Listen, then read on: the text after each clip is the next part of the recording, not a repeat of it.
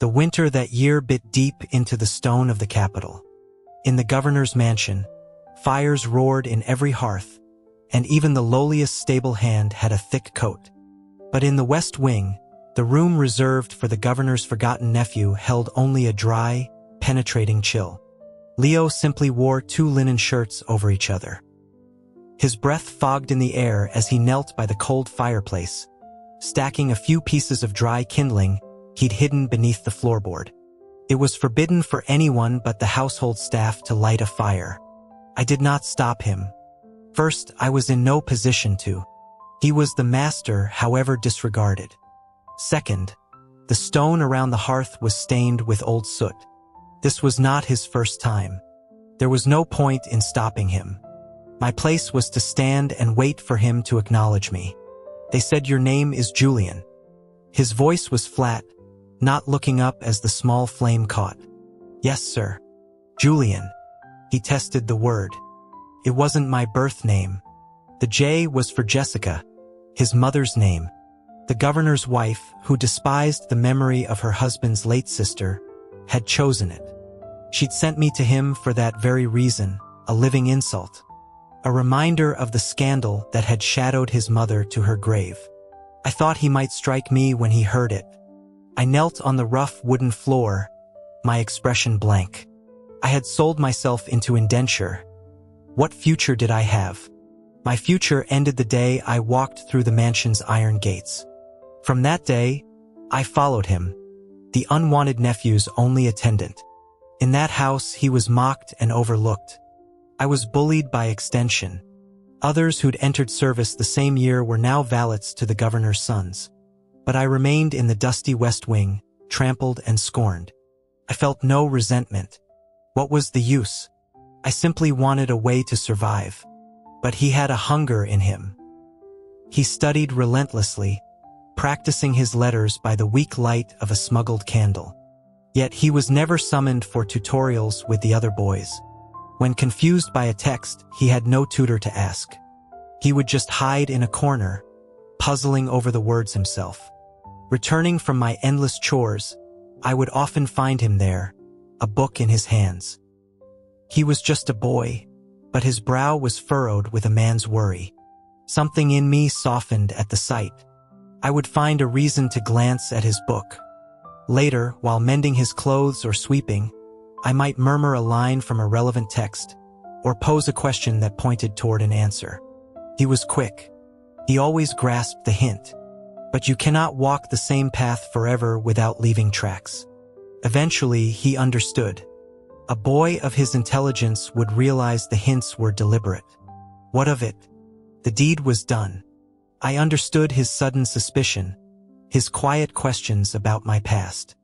My usefulness made him wonder if I was a spy placed by the governor's wife, a humiliation wrapped in a gift. What would he do? I was curious. He had swallowed the first insult calmly. Would he err on the side of caution and have me removed? In this house, even a disfavored relative could arrange the disappearance of an indentured servant.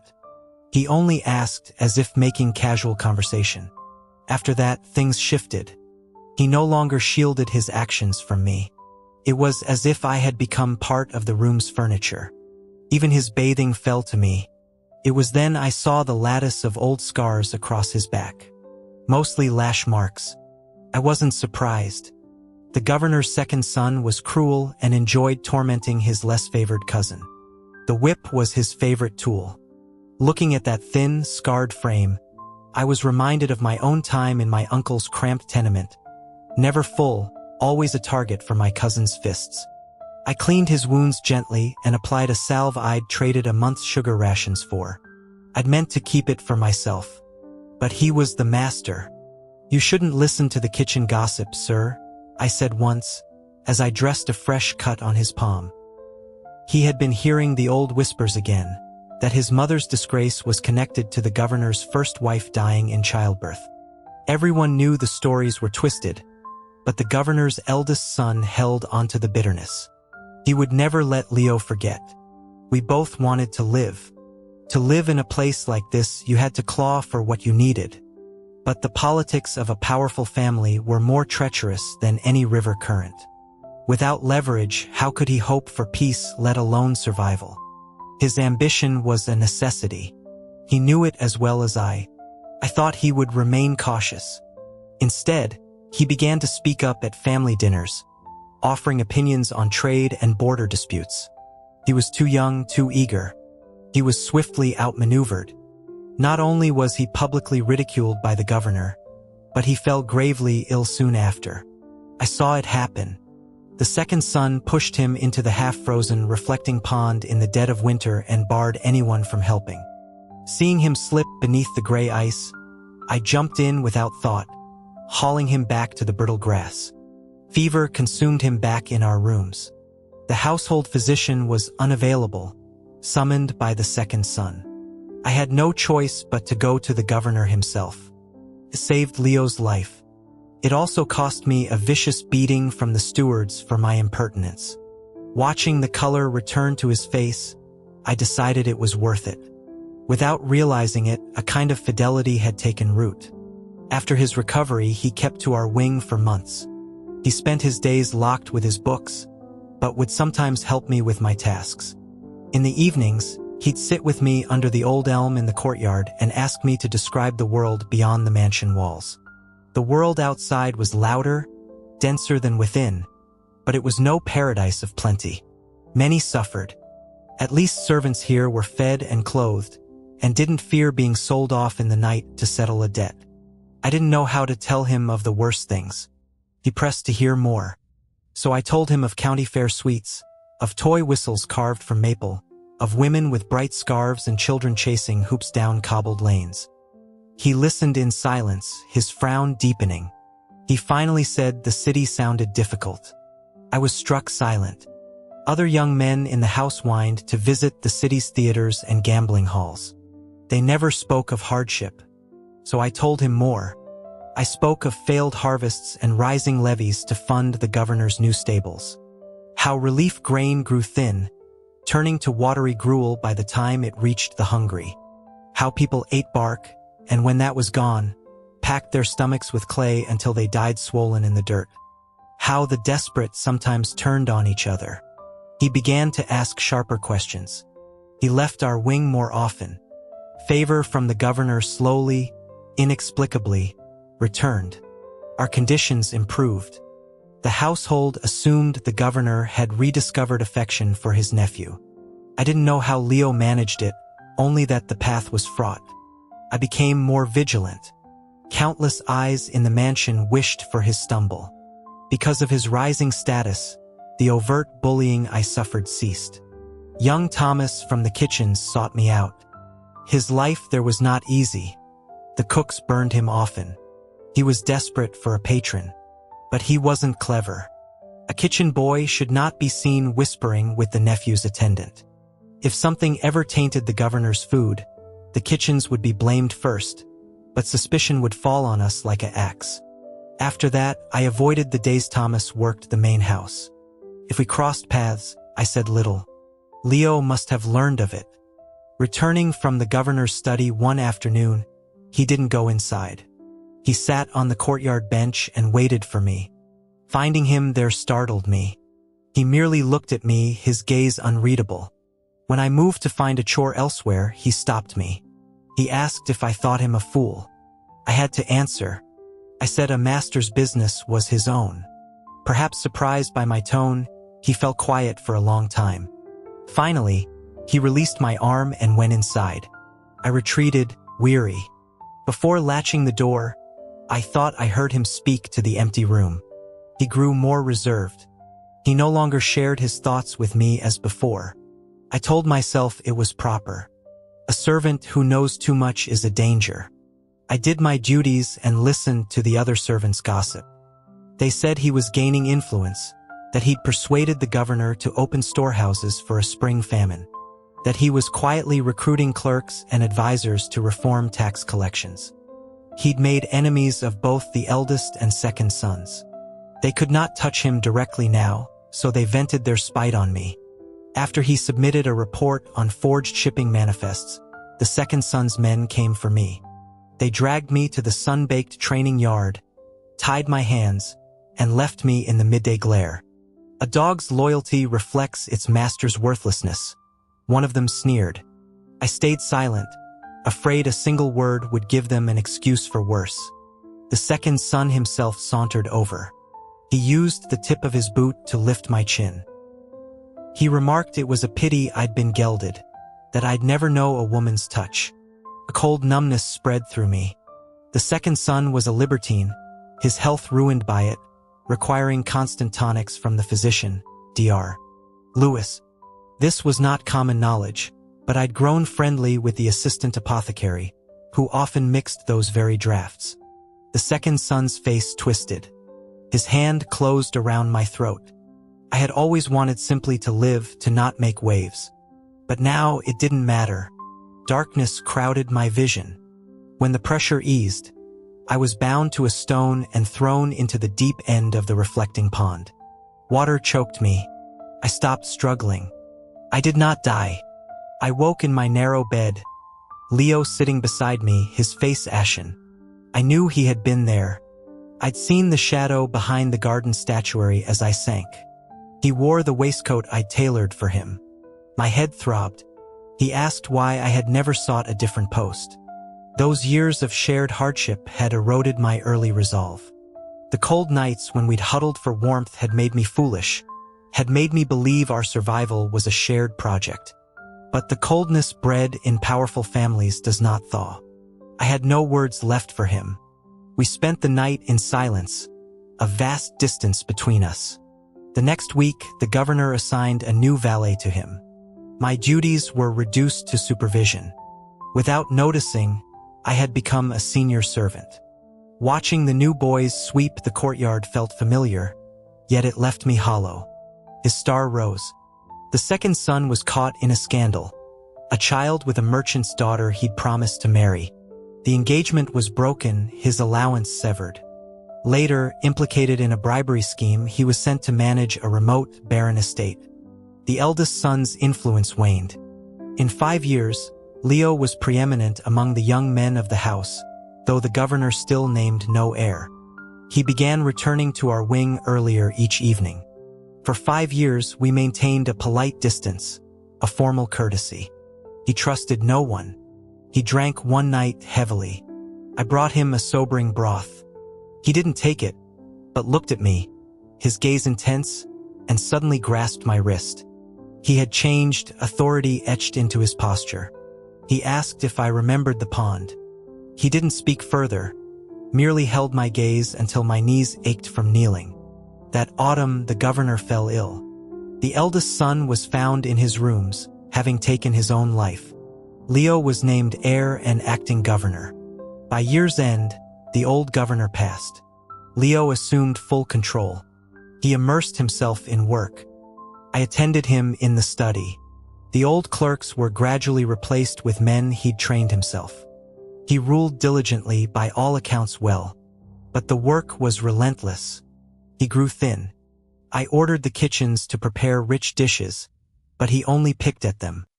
He seemed to wear his exhaustion like a badge, a proof of his devotion. Whether the care was real or performance, he was, in effect, a good ruler. 3 years into his reign, the council began urging him to marry. At first, he politely declined. The pressure mounted until he stormed from a meeting. But a man in his position was expected to have a family. I added my voice to the council. It was the first time he shouted at me. He banished me from his service for a time. I was relieved. The constant pre-dawn risings had worn me down. Yet, with the sudden idleness, I felt unmoored. I wandered to the old West Wing. Stood empty, cleaned but unused. Walking beneath the elm, I could almost see the boy bent over his books in the summer heat. The desk moved outside for a breeze. I'd once traded a month's coffee ration for a pitcher of sweet lemonade. He'd been so pleased, he insisted I share it. The memory made me smile. He would never want for such small comforts again. He recalled me eventually. I learned he had agreed to a match with the youngest daughter of a senior councilman. She was 15, spoiled, and utterly unprepared. Our first meeting, she collided with me in the rose garden, chasing a butterfly. I knelt immediately. She flustered an apology, reaching to help me up, only to be scolded by her governess. I said nothing. I was the servant. She was known to be kind, with no malice in her. As I left, I overheard the governesses. The young master is kind, but this servant may not be. The talk about him and the governor has caused enough trouble. You must be careful. I sighed and walked on. In the study, Leo sat behind the great oak desk, his eyes older and more guarded. The new valet was absent. He noted my apparent leisure. I told him I was tired. For 10 years I had served, and now I wished for quieter days. He fell silent. Then, as if stung, he lunged from his chair, gripping my shoulders, forcing me to look at him. I met his gaze, confused. The fight drained from him. He released me, turning away without another word. Was I lonely? I didn't know. I had known I was a servant, with no right to care for my master in any particular way. And yet it was done. Unspeakable. After that, a strained calm returned. I remained at his side, growing quieter. The household gradually filled. First, a few ladies-in-waiting were given status, then a chief consort. The young girl, now Lady Julia, matured into a solemn woman. The affection in her eyes when she looked at him had curdled into something hard and hidden. She hid it well, but I saw it. Her venom spilled onto me. Her hatred was a palpable force whenever I followed him into her rooms. He noticed. Leaving her chambers one night, he dismissed the guards and walked alone, with only me trailing behind. He led the way not to his own apartments, but to the old West Wing. I didn't protest. He sat on the creaking steps and gestured for me to join him. I remained standing. He spoke into the darkness. He remembered a winter day. He'd been pushed into the pond and taken a fever. I'd held him through the chills. He'd begged his uncle for a doctor and was whipped for the insolence. That night, I tried to sleep on the floor by his bed, but he'd heard me shifting, sleepless with pain. He'd known I was awake because of his punishment. He said he'd lain there thinking how unfair it was. He stood, his shape a silhouette against the starry sky. The wind cut through the courtyard. It was cold like that winter day. He walked slowly toward the gate. Watching that solitary figure, I did not tell him what I had held back all those years. After the pond incident, the second son and his circle had marked me. The governor's wife had seen me as a useful pawn. They found ways to torment me during my duties, their methods vile, meant to break me. I had thought of giving up, of throwing my lot in with the wife. But every time I returned to our wing, I'd find him trying to mend a shelf or tidy the sparse room. I was afraid of leaving him alone in that devouring house. That moment of weakness had shackled me for over a decade. I stayed 3 more years. Time changed everything. Lady Julia bore a son and was named his official consort. She grew harsher, so much so the boy was removed to the care of tutors. There were no other children. Leo showed the boy a detached courtesy. The child was often found crying in hidden corners. I came upon him too many times to remain unmoved. Seeing the faint echo of Leo in his features, my resolve would waver. The little boy would reach for me. I could not refuse him. Once, holding him, I whispered that he must be brave, that his father carried the weight of the world. I did not know Leo stood in the archway listening. After returning the boy to his nurse, I went back to the study. It was empty. He sat on the floor, a bottle in his hand. He made no move as I entered. He began to rage, sweeping papers from the desk, demanding to know why. Why had I never asked for anything? Why did I look at him now as if he were a stranger? I didn't answer. I felt a strange relief. The pretense was over. He said I had not smiled at him in years, had flinched from his touch. He thought when he gained power, he would have everything. Respect, authority. He had it. It was not enough. When he finished, his voice was raw. He told me I could leave. He would grant my release. I stood, turned, and walked toward the door. Perhaps I was too eager. My step faltered. I did not look back. I learned later of Lord William, the governor's cousin from his mother's side, raised in a distant province but a frequent, discreet guest. He'd been given rooms in the mansion's oldest wing. I counted the timeline. It began around the time of the marriage. It was no concern of mine. On my last day, I packed my few belongings. A summons came from the consort's apartments. I went. She stood by the koi pond, her gown sumptuous. She smiled without warmth. She said William and she had known each other as children. He'd promised to marry her. After the governor told her the boy was William's, I had pieced the rest together myself. I had no desire to hear the details. I remained silent. Their arrangement was a messy knot. She gave a light laugh, seeing my impassive face, and shook her head. She said I must be tired. Tired? Of course I was tired. The road had been so very long. In the 14th year of my indenture, I walked out the main gate, a bag of silver coins on my back. The morning sun fell on my face, warm and forgiving. I knew he watched from a high window, but I did not turn. The world was in his hands now. But I was not.